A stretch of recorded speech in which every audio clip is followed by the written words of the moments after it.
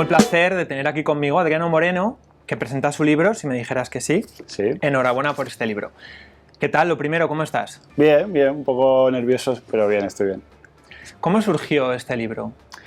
Pues surgió hace varios años que, bueno, a mí siempre me ha gustado la literatura fantástica, ciencia ficción y toda esta movida. Y cuando me puse a escribir una historia me parecía muy complicado, entonces pensé en escribir una historia que, digamos, que salía un poco de lo que yo había vivido en algún momento de mi vida. También por la falta de historias del mundo LGTB que había en la literatura. Y dije, bueno, voy a empezar a escribir un capítulo que tenía yo en la cabeza sobre una historia muy concreta. Y escribí 2 capítulos, los dejé ahí como un poco madurando y luego la retomé y se ha convertido en lo que tienes ahora entre las manos. ¿Y en qué momento dijiste, venga, lo retomo, me pongo y lo termino? Pues mira, fue a raíz de un amigo. Un amigo me dijo que había una aplicación que es como un YouTube literario, que es Wattpad, en el que la gente va escribiendo sus historias y las va colgando un capítulo a la semana. Entonces, a mí me faltaba sobre todo disciplina a la hora de ponerme. Entonces me servía para eso, me servía para coger digamos, una rutina. Y empecé ahí y escribí como la mitad de la historia y luego ya surgió la oportunidad de editarlo con Penguin, entonces ya cambió todo absolutamente. ¿Y cómo te llegó esa oportunidad? ¿Escribiste tú o cómo contactaron contigo o cómo fue? Pues yo tenía una compañera de trabajo que había editado con ellos, me dijo que la historia les podía encajar, no sé qué. Y claro, imagínate, yo encantado, yo me volví loco. Y estuvieron viendo les pasé lo que había escrito hasta ese momento, que era la mitad más o menos de la historia. Y en enero de 2020, es decir, justo unos meses antes de la pandemia, yo me reuní con ellos, me dijeron pues que tenía posibilidades, que querían editar la novela.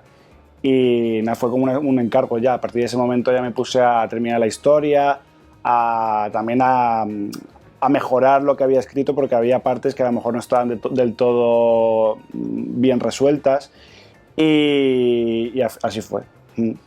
¿Y desde editorial te dieron algún tipo de indicación o te dijeron, mira, esto sí, esto no? No. Bueno, en la reunión esta que te digo, sí que me hablaron de los puntos fuertes que tenía la novela y los puntos que había que mejorar.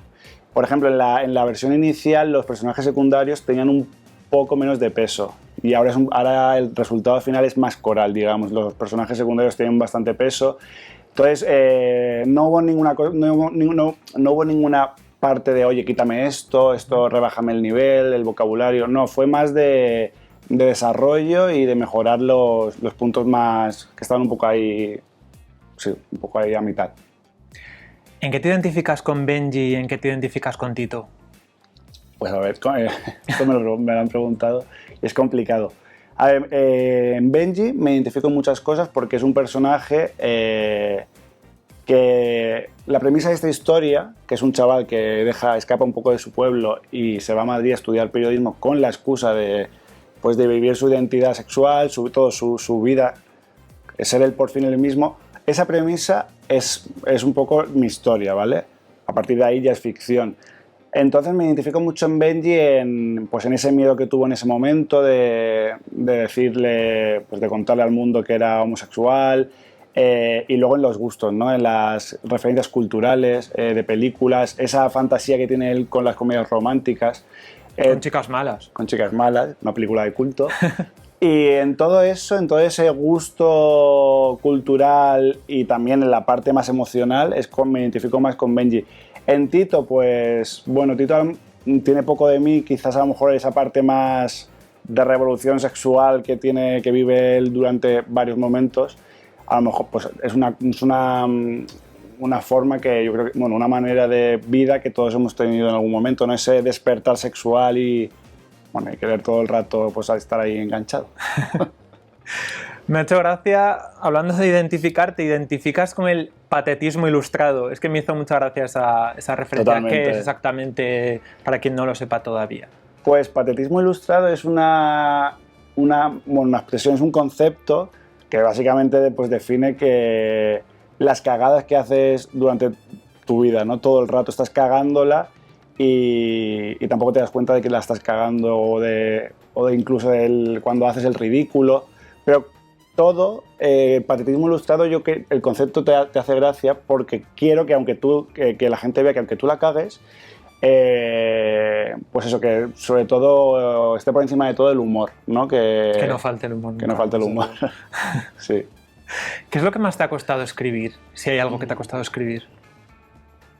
No me ha costado nada especialmente. Quizás al principio las escenas de sexo, que nunca había escrito ninguna, entonces sí que es verdad que en el desarrollo de la historia me salían solas, pero me costó al principio encontrar el tono de esas escenas, porque, bueno, yo creo que si cuando has leído la novela habrás visto que al principio empieza todo poquito a poquito, ¿no? Como mucho más sutil, pero luego de manera natural y orgánica sí que me salía esa parte de, oye, están echando un polvo, no pasa nada, hay que decirlo y hay que escribirlo. Y entonces, a lo mejor sí fue lo que más me costó, pero en el proceso... Claro, hasta que le fuiste cogiendo un poco, porque tampoco es, o sea, es más una historia de amor, no es sí, no es una historia, no es erótica no. Ni... No, pero sí que tiene esas escenas porque en la universidad, como digo siempre, hay amistad, hay diversión, hay sexo y había que escribir también sobre ello.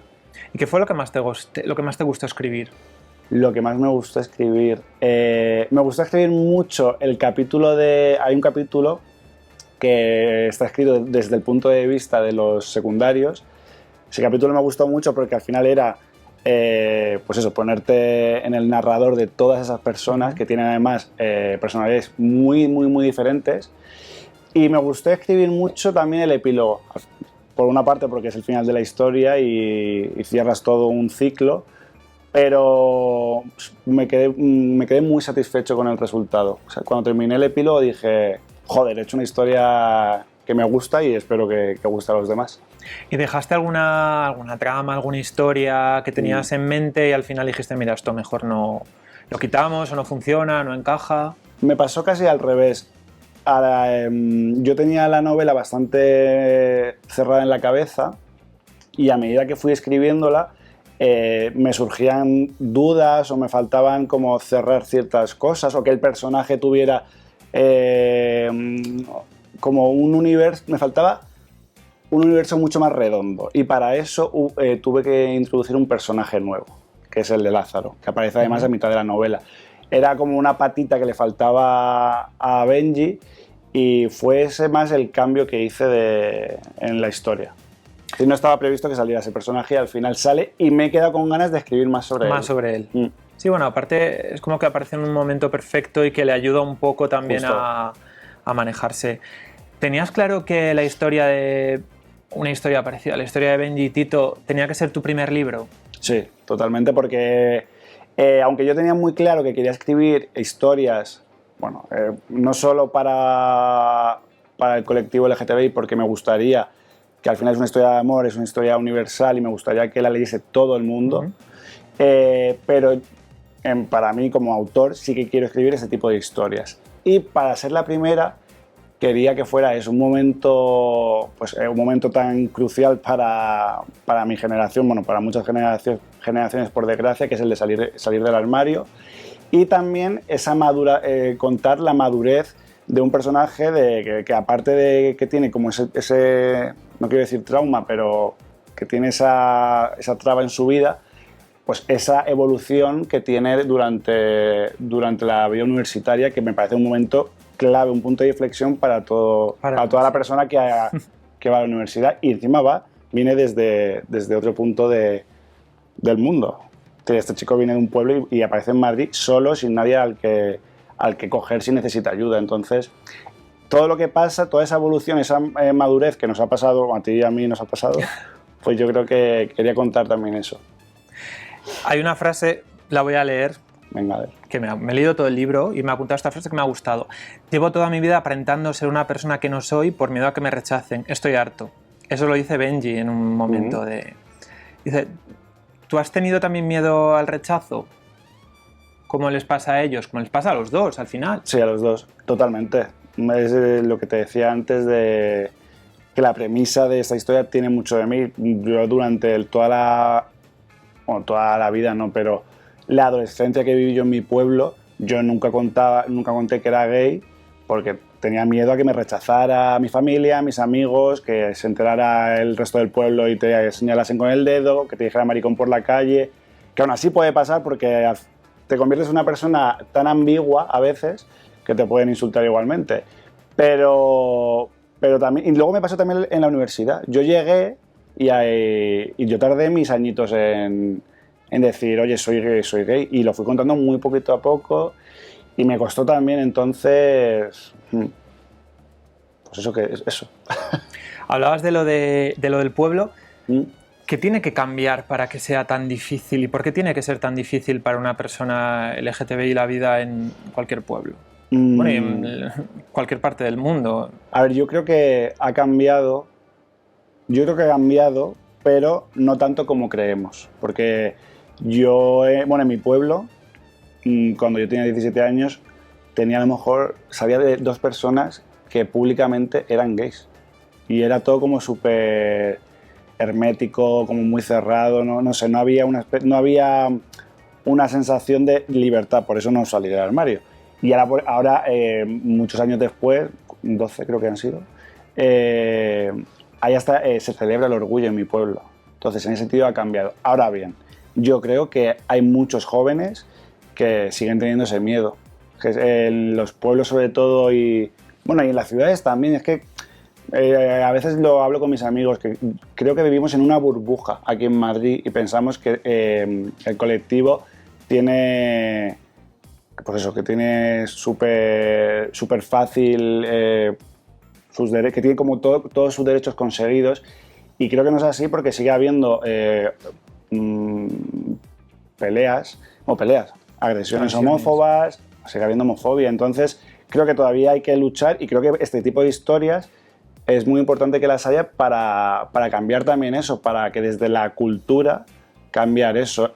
Antes, una editorial como Suma, a lo mejor hace 20 años no hubiese publicado esta novela. Y ahora aquí lo tienes, claro. Y ahora ahí está. Por eso yo creo que sí que está cambiando algo, pero todavía queda mucho por cambiar. También tienen un mundo muy distinto, porque aunque Benji tiene miedo a salir de armario, miedo a ese rechazo, pero yo creo que interiormente él sabe que no va a ser para tanto, sí, que no va a ser tan grave. Sin embargo, para Tito es un mundo, no quiere y no pueden incluso ni... Es como que tiene una especie de homofobia interiorizada también. Sí, total. O sea, ¿tú qué le dirías a esa gente que está en esa situación y que incluso lo tiene mucho peor que otras personas que pueden tener miedo, pero que en el fondo saben que no va a ser para tanto? Y para alguien como Tito puede ser un rechazo absoluto de amigos, de familia, Es triste, pero puede ocurrir. Me ha gustado esa reflexión que has hecho. Pues lo que dices tú es que los dos están en mundos distintos y la novela se refleja muy bien. El entorno de Benji no tiene nada que ver con el entorno que rodea a Tito. Por eso ambos tienen miedo a ese rechazo, pero de manera diferente, porque Benji en su interior sabe que de alguna manera cuando salga del armario no va a ser tan malo como en un principio puede pensar. En el caso de Tito, no, él sabe que si él sale del armario su mundo se derrumba por todos lados, no puede, es imposible concebir esa idea. ¿Qué diría?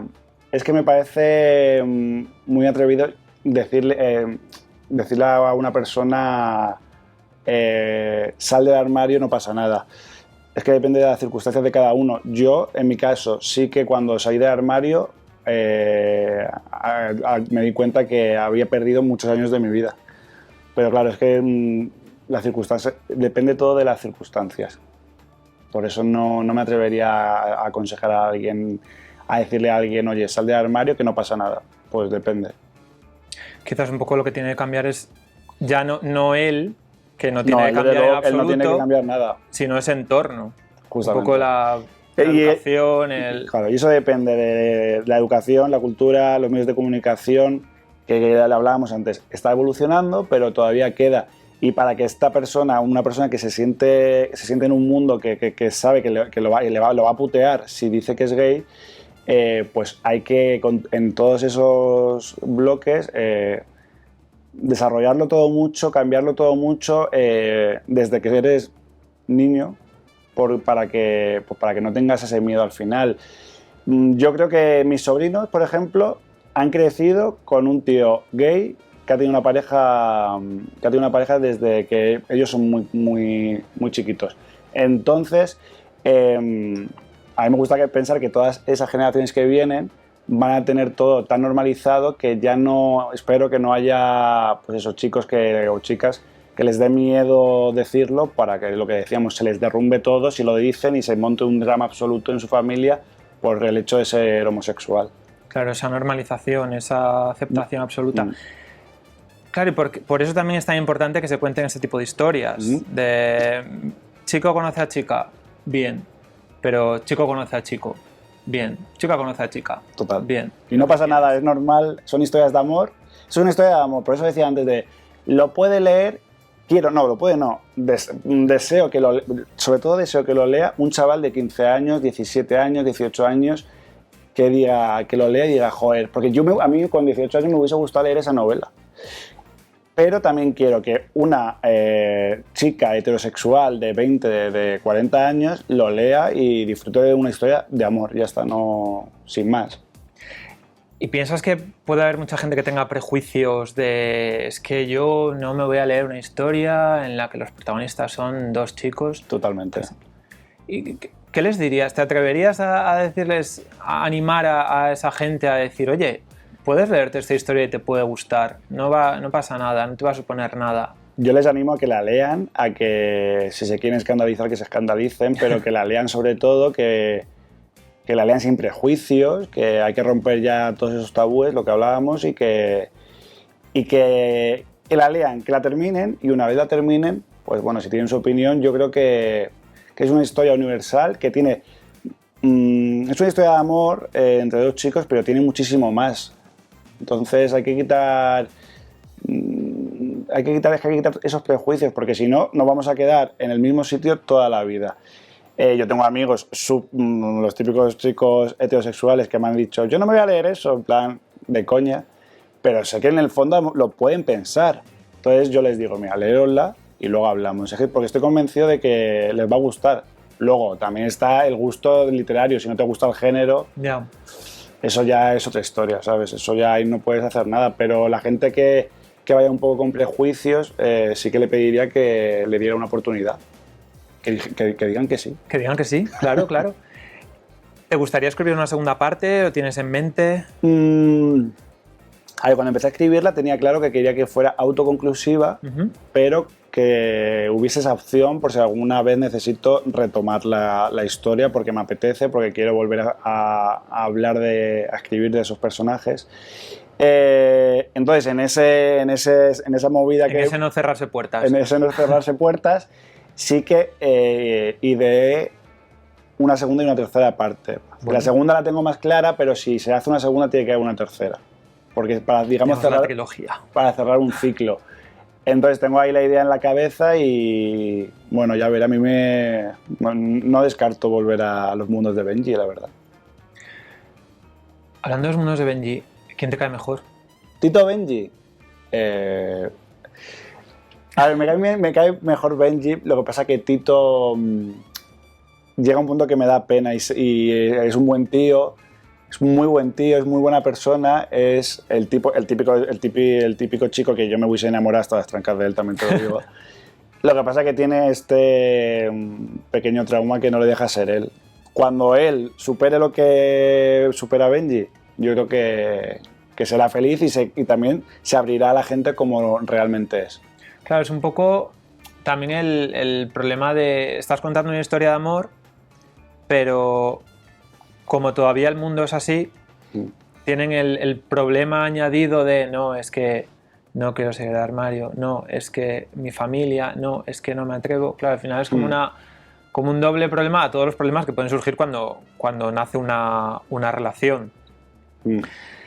Y otra pregunta, hablando de segundas partes, ¿y un spin-off así? ¿Hay algún personaje que digas...? Eso no me lo había planteado nunca, pero me lo dice mucha gente. Que secundarios muy buenos. Que hago un spin-off, sí, los secundarios me parecen, a ver, no porque haya escrito yo la novela, pero son muy potentes. Hombre, véndela, tienes que aprovechar. No, son muy potentes. Y la gente que se está leyendo, gente que me conoce y gente que no, que me escribe por redes sociales, todo el mundo me pide un spin-off de María Jiménez, que al final es el personaje más cómico de la novela. y a mí me parece un personaje brutal, la verdad. Todos los secundarios me parecen buenos, pero ese personaje le da un rollo a la novela increíble.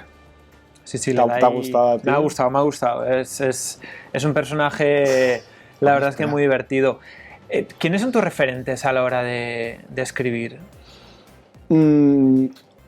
Por literatura suelo leer narrativa fantástica y de ciencia ficción, pero sí que en la parte romántica, comedia romántica LGTB, ahora, últimamente, bueno, en los dos últimos años he leído mucho a Dan Silvera, bueno, leí una novela suya con Becky Aberchali, creo que se llama, que es la de Con Amor Simón. Escribe con Amor Simón, bueno, ha escrito varias, y luego escribe con este chico otra novela. Entonces leí esa novela, que no me acuerdo ahora cómo se llama, no sé si era Déjate llevar, no me acuerdo ahora muy bien, y empecé a indagar y leí su primera novela, que fue Recuerda aquella vez, que me encantó, y a partir de ahí leí muchas de sus novelas. También Call Me By Your Name, el autor de Call Me By Your Name, Encuéntrame, Variaciones Enigma, es su otra novela, es que ya me lío con los títulos. Son las novelas que he leído más enfocadas en ese género. Ahora voy a empezar también Tres chicos buenos, que es de Pablo Westling, que también tiene esa parte LGTB. Pero es lo que te digo, como referentes te puedo hablar de literatura fantástica, que es lo que he leído desde pequeño, claro, y es el género, digamos, que siempre he leído. Bueno, ya para terminar, tengo aquí un pequeño test literario. ¡Guille! Sí, tengo un pequeño test literario. Madre mía. Que mira, lo estrené con María Dueñas. Eres el segundo. Vale. ¿Qué te parece? Pues un honor. Bueno, primera pregunta. ¿Quién es tu escritor o escritora favorita y por qué? Es que no tengo un escritor favorita. Te puedo decir varios autores que me han marcado. Patrick Rothfuss, J.K. Rowling, que no sabría decirte. Bueno, me has hecho dos. Philip Pullman también. Sí, pero es que no tengo... Me pasa un poco con la música igual, ¿eh? No tengo artistas, sino canciones. Claro. Entonces me pasa un poco lo mismo. Pero bueno, también con las series, con las películas, que tampoco puedes elegir. Justo. Entonces, bueno, un libro favorito, ¿tienes alguno ahí que siempre recuerdes? Ay, es que este me encanta, lo tengo ahí, en el mejor... El que más me ha marcado últimamente, bueno, en los últimos años, fue Call Me By Your Name. Se me marcó muchísimo. Bueno, ¿por qué? Entiendo por qué, pero ¿por qué? Bueno, es una historia de un chico que vive su primer amor, que también encuentra su sexualidad y sobre todo, aparte de la historia de amor que me parece brutal, es en el contexto en el que la cuenta, dónde la cuenta y los personajes están súper bien armados. Es que me parece que el autor en esa novela lo plasmó muy bien y en el cine hicieron una muy buena adaptación. ¿Recuerdas cuál fue el primer libro que leíste? ¿O el primero que se te viene a la cabeza cuando te acuerdas de tu infancia? A ver... Vale, Caperucita o una... No.